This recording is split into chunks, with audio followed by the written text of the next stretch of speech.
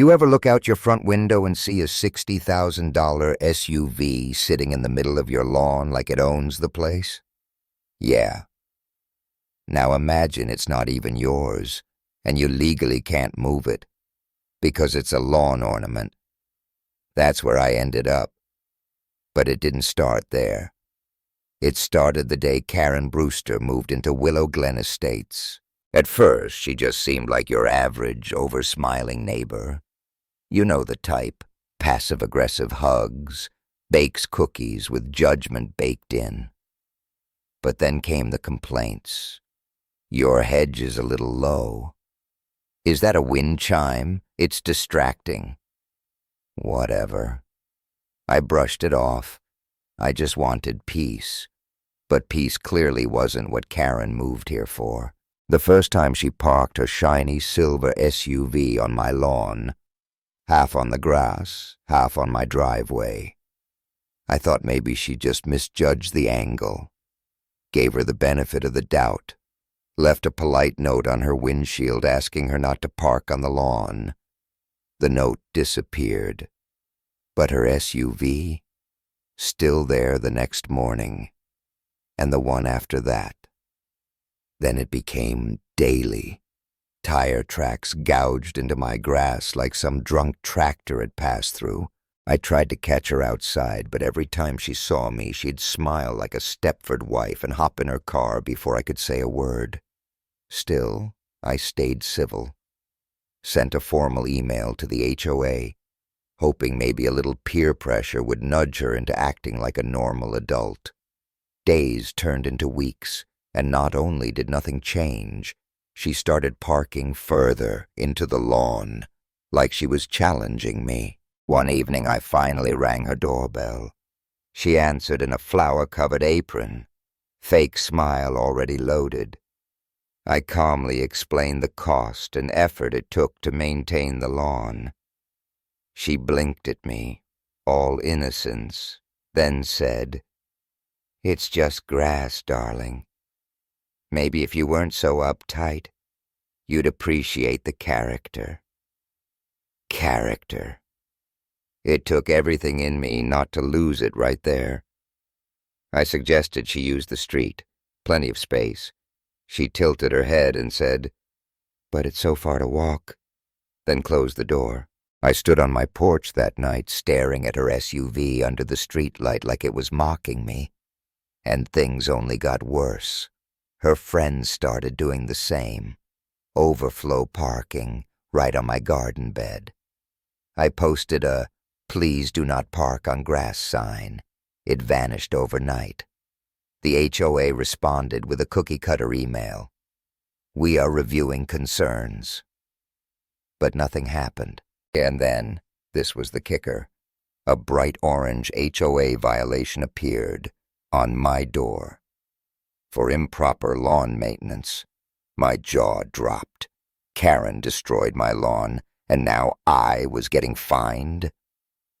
I stormed into the next HOA meeting, photos in hand, documentation, even clips from my doorbell camera.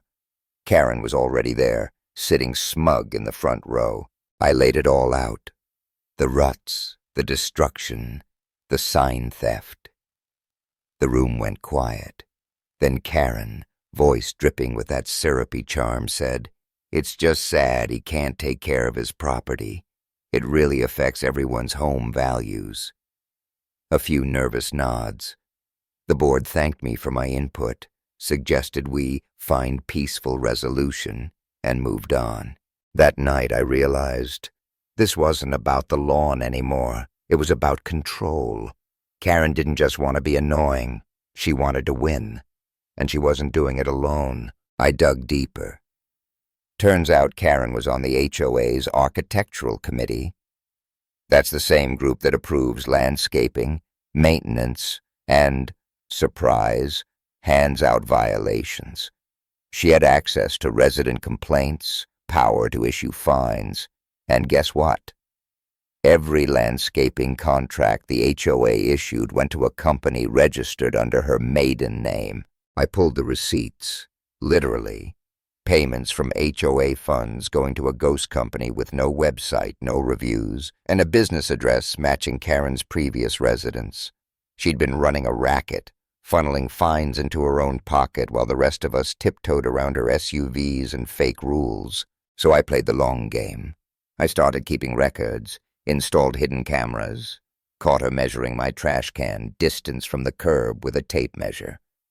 The final straw was when she issued a fine to Mr. Jansen, a sweet old veteran down the street, for having a non-compliant flagpole that had been standing for 15 years. That was it. We had enough. Our little rebellion group, me, Mr. Jansen, tech-whiz teenager Brandon, and a few other fed-up neighbors, compiled a binder thicker than a Bible. Paperwork, recordings, contractor invoices. But we needed something undeniable. Then came the gold. Karen hosted a committee meeting at her house and bragged, right near her open window, about how she basically ran the place and how no one was smart enough to stop her. My garden camera caught everything. Crystal clear audio. At the next HOA meeting, Karen stood at the podium, grinning, ready to present her beautification report. That's when I stood up, walked to the front, and dropped the binder with a thud.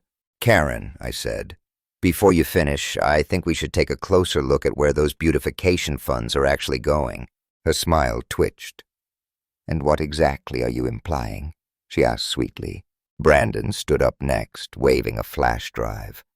"We've got audio recordings, financial records, and footage of you issuing violations to line your own pockets." Gasps. Karen's mask cracked. She stammered something about unfounded accusations, but nobody was buying it.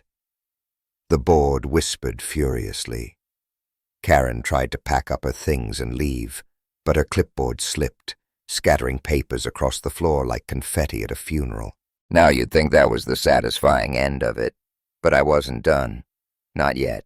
See, Karen's SUV, the one that started all this? I filed a legal claim of civil trespass, served notices, and waited. Sure enough, she parked on my lawn, one last time. I called my lawyer, called a tow company, called the cops. An officer showed up, read the paperwork, watched the footage, and within the hour, Karen's precious SUV was moved 6 feet deeper into my property, where I built a fence around it, added a few flowers, lit it up with solar lights. That SUV became a permanent lawn ornament, legally immobilized, couldn't be moved until she paid damages, and she never did. Karen's reaction. Screaming, shrieking, red-faced fury. The cop just leaned against his cruiser and said, "It's on his land, ma'am. You'll need a judge." Neighbors called it the Karen Monument. Someone added gnomes. During Halloween, we dressed it as a haunted car with a skeleton in the front seat labeled Karen's Last Passenger. Kids loved it. Tourists even came by to see it. And the cherry on top? A local news segment. HOA Queen turns into lawn joke. It aired in prime time. Karen's SUV glowing on my lawn, front and center. She tried to sue me, multiple times, all dismissed. Judges laughed. She lost every case and had to pay court fees. Her finances, wrecked. Her power, gone. She moved away eventually. Sold the house at a 20% loss. Her husband left her. Her business license was revoked. Turns out this wasn't even her first time doing this. Brandon found news articles from another state. Same scam, different neighborhood. We now throw an annual lawn ornament festival. There's SUV-shaped cakes, gnome parades, and a massive cardboard cutout of her car that kids throw water balloons at. It's beautiful. And as I sip my coffee on the porch each spring, I glance at that fresh green lawn, where her SUV once squatted like a silver tumor. So tell me, was it justice or just revenge?